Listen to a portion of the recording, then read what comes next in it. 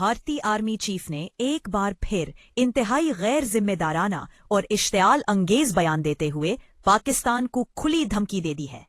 Army chief ने सख्त लहजे में कहा कि ऑपरेशन सिंदूर तो 88 घंटों में खत्म हो गया था, लेकिन भारतीय फोर्सेज अब मुकम्मल तैयारी के साथ बैठी हैं।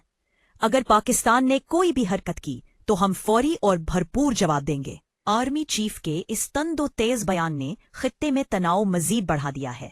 तज्जियाकारों का कहना है कि भारत की जानिब से इस किस्म की जंगी जबान न सिर्फ खित्ते के अमन के खिलाफ है, बल्कि हालात को खतरनाक मोड़ पर ले जा सकती है।